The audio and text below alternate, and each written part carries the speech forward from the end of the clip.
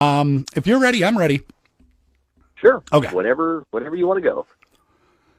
This is the What Do You Do podcast. I am Joe Malone. Our guest today is Greg Woods. Greg, thank you for being here. Thank you for having me. And the most popular question on this podcast, what do you do? So I record the commentary for one of the world's biggest marble racing YouTube channels. Marble racing. Marble runs. And it's at Jelle's is how you pronounce it. Yep. I did not pronounce it correctly for quite a while when I first started until I finally heard somebody else and somebody actually with authority in the Dutch language. But yes, it is Jelle, just like yellow but with an on the end. Jelles. Jelle's Marble Runs. How does one become the voice of marble racing? And, well, actually, before we get to that, explain to me, what is marble racing? I know, but for people that may not know, what is this? It's a good question because all these years later, I'm still trying to figure that out in some ways myself because it's changing all the time. Originally, when I first started to watch this, marble racing was literally marbles rolling down a hill. And the first video that I ever saw was a sand hill over in the Netherlands, so a big side of basically a big sand dune in a park. They had carved this pathway, this serpentine path through it, and they released marbles at the top and followed it with a video camera all the way down to the bottom. That ended up giving birth to the sport, what we call the Sand Marble Rally. But since then, marble racing has branched out into actual events. So there is the Marble League, which used to be called the Marble Olympics. It is an Olympic-style competition where there are all kinds of athletic events that these marble teams compete in, whether it's high jump, long jump, underwater races, rafting, bobsled, all these different things. We also have different tournaments in different types of tracks. So Hubalino is a popular one overseas, where it's kind of like those plastic chutes that a lot of us had when we were kids playing with marbles. And now we have Marbula 1, which is a circuit-style race where it's multi-lap racing around a single track with a conveyor belt that brings the marbles from the bottom up to the top, and then we race from there. This is something that I found just randomly. I don't know how many years ago. Video. Maybe it was from Tosh. I honestly I don't know how I got turned on to marble racing. Mm-hmm. But it's something that I've been aware of. I'll watch the videos when they show up in my timeline. And then it was a couple of weeks ago, I was watching Last Week Tonight, the John Oliver HBO program, and they're talking about marble racing. And I'm like, oh, I know this. I'm familiar with this. And then your face was on my TV, and I literally freaked out, like in a good way. Like, I know that dude. I know that guy because we've worked together on some charity events in the past. And do you have that happening now that you're kind of the face of the league where people are recognizing you in public or friends like, I never knew you did that? It's still a little rare to stumble across a marble racing fan in the wild, if you will. But certainly since this has all started, I have had a lot of people reaching out to me, ones that I went to school with or, people that I've known from the past that all of a sudden will say, oh my gosh, I just saw this and I had no idea you were doing it. And that's awesome. I mean, especially during right now, staying connected with people or reconnecting, that's not a bad thing. So, yes, it has been going crazy, especially since the John Oliver one. You're right, though. We were on Tosh.0 a long time ago, very briefly, and this was really before we started to branch out into what all we're doing right now. And I'm honestly, I'm kicking myself that I never made the connection because your play-by-play of marble racing is just brilliant. You've got a great speaking voice, good, as they say, quote unquote, radio voice as well. And in all the interactions, I'm like, how did I never put two and two together? I never would have guessed. Well, it's so ridiculously random that you don't put that together, especially because these brothers are from the Netherlands. So, I mean, you wouldn't think that there would be a connection there to somebody much less to specifically Iowa in particular. Yeah. Now, you are based in Iowa, medium-sized Iowa town. How do you end up being the play-by-play voice for marble racing for in a sport that is being filmed and taking place in the Netherlands. Where did that connection come from? It came very serendipitously, I would say. It was something so random that, like you, I stumbled across one of these videos. It was on Reddit back in the spring of 2016. And at the time, it was, as I described, that sand marble style racing. And what really struck me when I watched this video is, it was all natural sound. There was nothing else in it. But there were these groups of marbles in a starting block up at the top, and there was an overhead view of them, just like you would see, what the grid is before a Grand Prix race or something. And that's what put into my head this idea of, wouldn't it be kind of funny if I called this like it was an actual race, an actual motor race, rather than just, random marbles bouncing their way down this hill. So I recorded it just for fun, put that as a response, and that ended up going viral. So much that the creators of the channel, it was actually Jelle himself, reached out to me and said, would you want to do the commentary for all of our videos moving forward? And the rest is history. Wow. You didn't know what you were getting into, did you? No. Especially back then, it was a decent-sized channel because Jelle had been making videos with marbles for a long time. It wasn't always marble races, but it was marble machines, and it was, music made from marbles clinking against stuff. But this really opened up a new genre for marble videos on YouTube in general. I mean, it started the trend. Well, for people that like competition, I'm a big competition guy, sports, seeing winners and all that sort of stuff. You've got that. But when it comes to your play-by-play, it's almost a version of storytelling in a way as well, where each of these marbles has a backstory and they have rivals and all of this sort of, where does that come from? Is that from like somewhere in the recesses of your brain, or where does that come from? Maybe at the beginning some of it was, but over time it really has developed organically. And there has been such a big push of support from the fans from all of this, whether it's, they've got their own subreddit or it's on the YouTube channel. So much of the lore that I talk about comes from them. They're the ones that after a race will have these long threads debating what the strategy of the marble was and why did they make this decision and did they crack under pressure and all this stuff. And they will develop those backstories so much that I end up running with them in future videos because, yeah, I mean, that did happen in the video. Those two did come together, or it was a photo finish with these two teams and the fans don't like each other now, or, whatever it might be. It's all in good fun, but it develops hand in hand with the audience, which I think is unique. Now, I don't want you to spoil the recipe, so if you can't talk about it, that's fine. But do you commentate as the action is happening live, so to speak? Does a video come into you and you just riff it off the top of your head, or what goes into that process of making the final product of a race? It's gotten a lot more complex over time. But one thing that, at least through my role, that stayed the same since the start is how I do it. I've upgraded my recording setup and things so that it doesn't sound like I'm talking into a cheap stick mic from Windows 95 or something. But, now is pretty much the same as it's always been. I get the video sent to me from Jelle and his brother Dion, and I get my recording set up ready. I watch the video once through, and I record it as I go, and that's pretty much it. Nowadays, though, there's so much that goes into it on the back end before it even reaches me.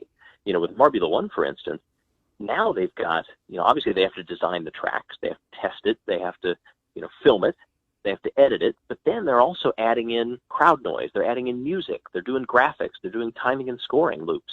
So all of these things take place before that video even reaches me.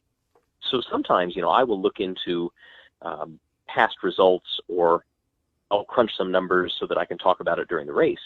But really, what you're seeing for the first time is what you're hearing me see for the first time, if that makes sense, which can be a little bit crazy sometimes. So Jelle will occasionally put up a little thing on the screen that will tell me maybe if something bizarre is happening. So he'll say, streaker on the course, or there's a fight in the stands, or something like that. And then I have to run with it. And that's about all that I know. Whereas, sometimes ahead of time, he will say, all right, here's how we're going to score this event. It's going to be 2 heats, or it's going to be 1 heat, or, whatever it is. That gives me a little bit of background. But other than that, no, I want the reaction to be genuine. So I just run with it. Do you have a background in play-by-play broadcasting in, I guess, more traditional sports? In human sports, yes, a little bit. So back in college, I did that as a hobby. I was the assistant sports director at the Drake radio station when I was in college, and then I spent 2 years as the sports director down there. So this was, probably 8 or 10 years ago, and we were doing Drake basketball, men's and women's. We were doing Drake relays, Drake football, Roosevelt football for high school because they played at Drake Stadium. But then in between, after I graduated, up until a couple of years ago, I wasn't really doing any more play-by-play with stuff.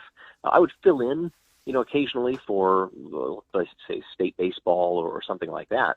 But when I moved to Fort Dodge, I took over play-by-play duties for St. Edmund High School. And I've been doing football and basketball for them for the last couple of years. But aside from that, nothing really current over the course of that. But I've always been, as you said, a huge fan of competition. I'm a big sports fan. I love the stories. I love the backgrounds and the implications and all these things that weave their way through these stories. And those emotions are the same whether it's in regular sports or marble sports. And that makes it easier, I think, to have that suspension of disbelief. Now, when it comes to marble racing, is it the same group of marbles every race? Not always. So in the sand marble rally, that is a set grouping of marbles that have been racing for several years. There's actually an A and a B league. So if you do well, you can qualify yourself for the big league, and if you don't, then you get relegated. But then those are different marbles than what the marbles are that compete in teams in the Marble League and in Marbula 1. They're actually different sized marbles, for one thing, between those series. But the Marbula 1 and Marble League marbles, those are on teams, whereas the Marble Rally are individuals, but they are different, yes. Talk to me about the growth of not only the sport of marble racing, but of Jelle's marble channel on YouTube. Is it just one channel, or are there multiple channels for the different leagues? How does that all work, and how has that grown in the past 4 years since you've become involved? Oh my gosh, it is a night and day difference from where it was. I mentioned that he'd been doing some of these videos beforehand, so he did have a decent number of subscribers, but nothing like what we see now. So the growth was very slow and deliberate. All of the leagues that he does are on the same YouTube channel, so Jelle's Marble Runs. And over the course of 3 years, he built up about 500,000 subscribers. And then the YouTube channel accidentally got deleted. What? A couple of years ago. How does that happen? That's what we were trying to figure out for quite a while, and eventually we figured out that Jelle had been going on the settings on his email or something like that, and he noticed that for whatever reason he was signed up for a Google Plus account, and he said, "Well, nobody uses Google Plus. What? I never signed up for this."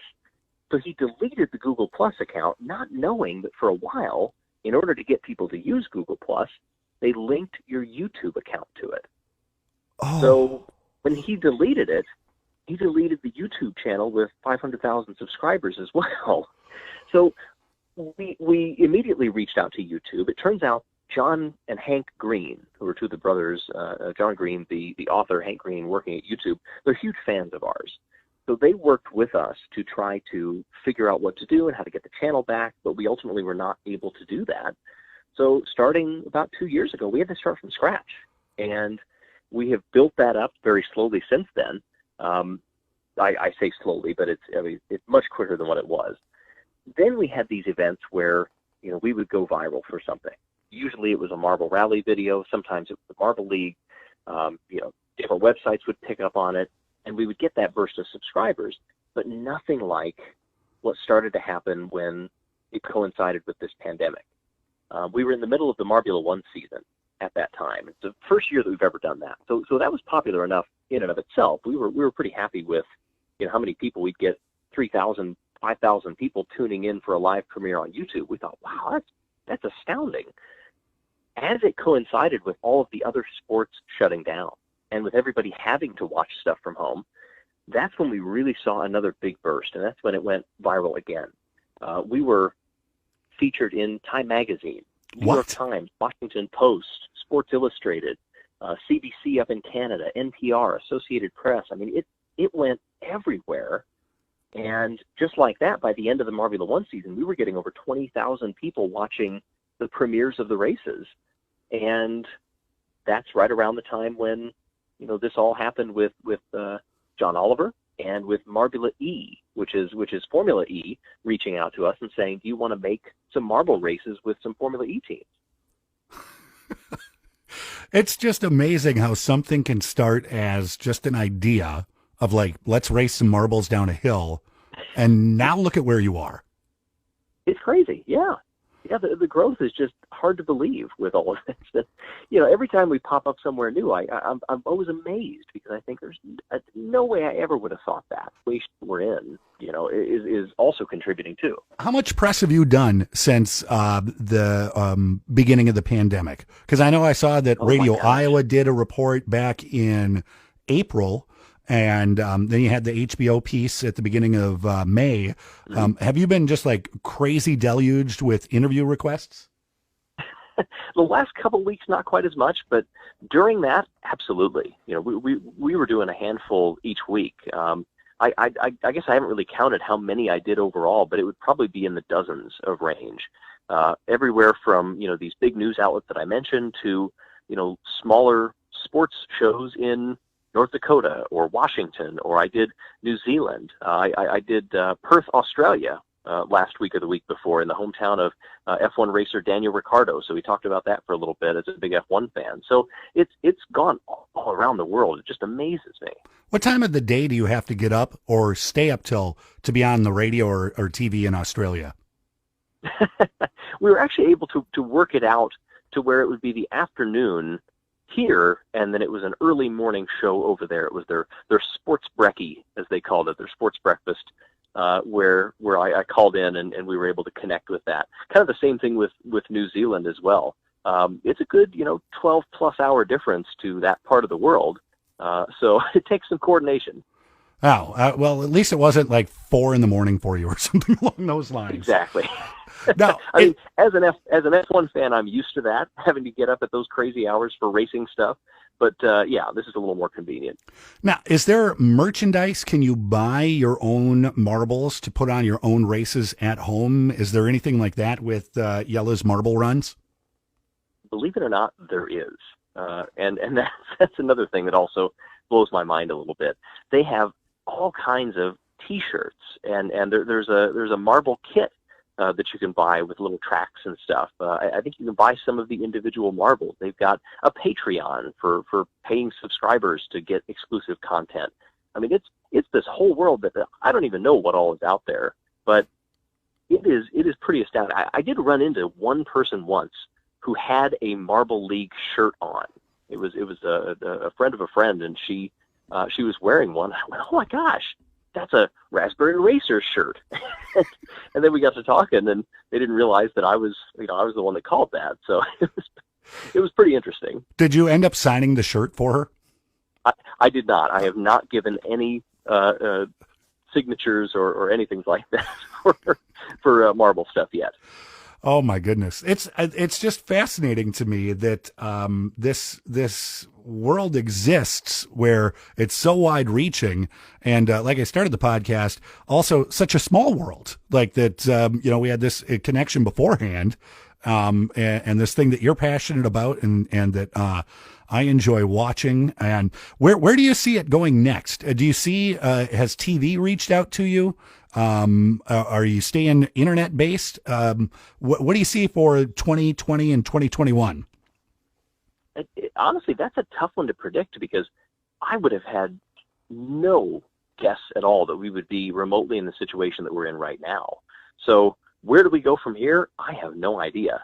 In terms of current projects, though, I mentioned Marbula E. That's been a really interesting combination with an actual legitimate Formula E racing team. They reached out to us and said, could you recreate our circuits that we race on over the year in marble form, and then we will call it. And it turned out that by the second race, they had me on there doing the commentary alongside Jack Nichols, who is the Formula E commentator, worldwide, and he does Formula One for BBC Radio. And here the two of us are calling a marble race together. So this weekend we've got another one coming up for Marbula E.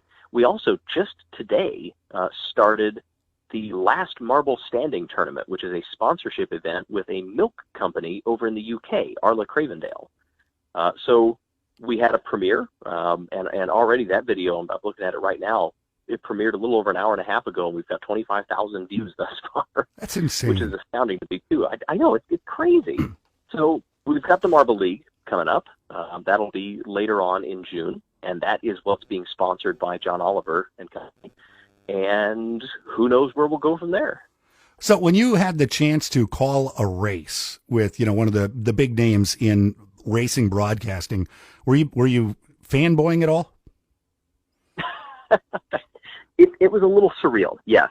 To think that here's this voice that I've heard, pretty often. I mean, for people who watch the Formula One Drive to Survive documentary, which has gotten really big this year, you will hear his voice throughout that because, they had him record a bunch of stuff for that show and his radio broadcast. And, I've been a huge F1 fan for ages. I watch Formula E, and I've seen its growth over time, too, which is pretty amazing. And at the same time, hearing that he had been watching videos of me to understand how this works and to kind of get some of my cadences and my calls down, it was just back and forth thinking, is this real? Did you ever go, don't screw up, not when he's on, not on this one. Don't get tongue-tied. Focus, Greg. Anything like that? Honestly, we were pretty laid back. With it. We bounced off of each other pretty well. The second race that we did was I think even better because as you know, when you're partnering with somebody, especially remote or in the action of something, knowing your tendencies and knowing how you throw it to each person and when they hand it back to you and when to jump in, that just takes time, and we hadn't had that yet. So it was a promising start, and I felt like it went better for the second one, which is going to be coming out this weekend.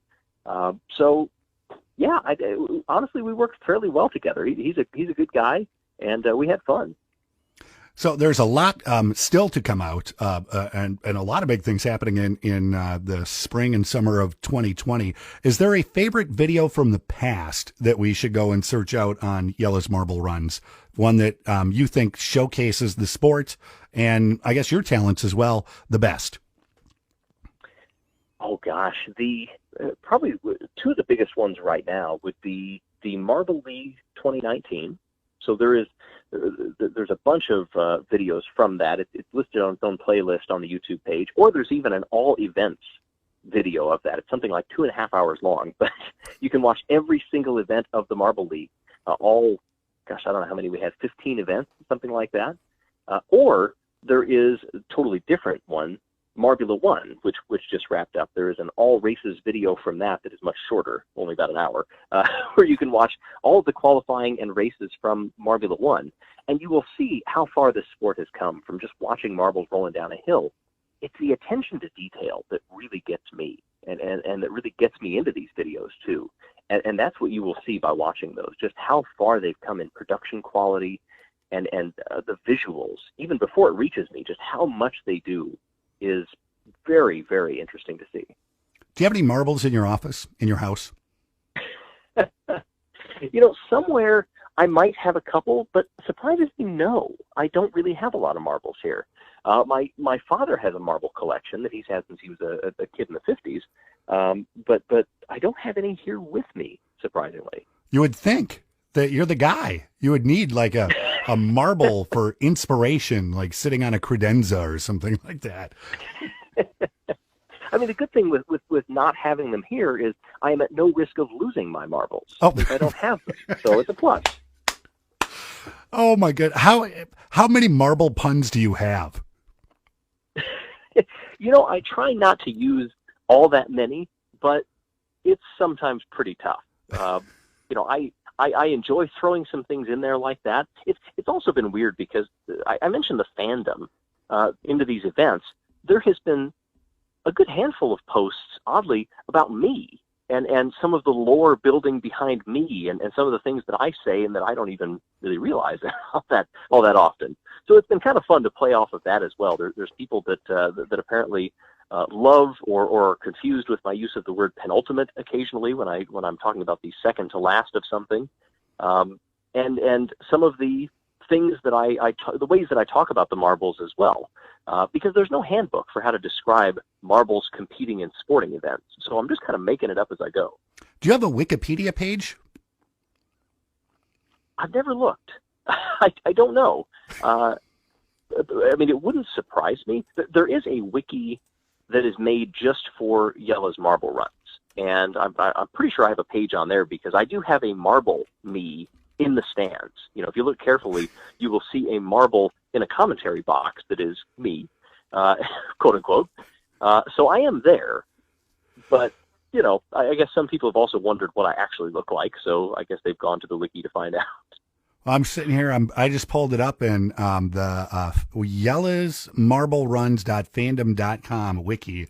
It's got the logos for everything that we've been talking about here.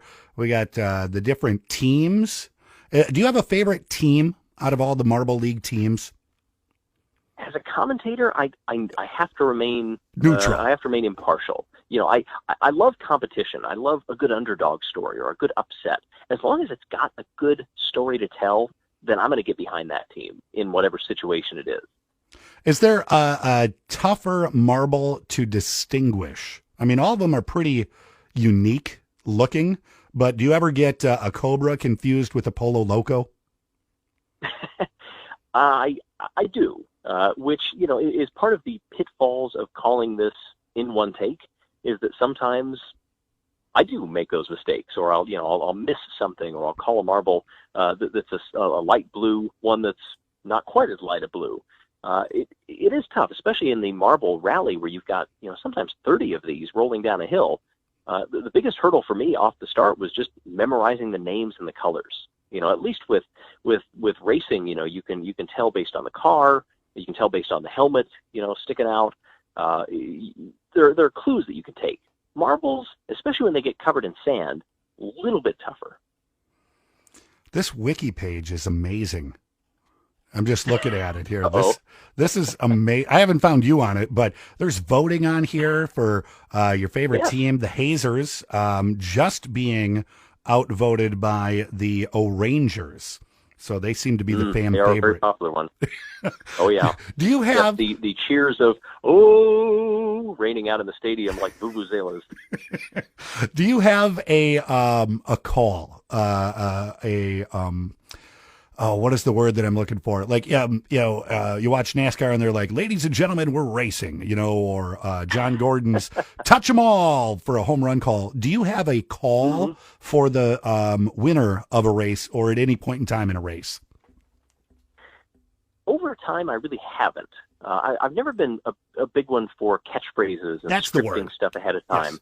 Yeah, so I always try to refrain from that if I can. When we come down to a championship situation, though, if it's a title decider, and I know who's involved, you know, I will look up what their team chant is, or you know, I'll look up something a little bit more specific about them so that I can maybe reference that.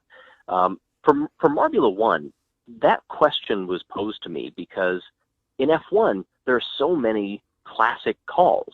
You know, you think about Murray Walker when he would shout, go, go, go, or, you know, David Croft over with Sky Sports saying, it's lights out and away we go, or Bob Barsha saying, turn up the volume.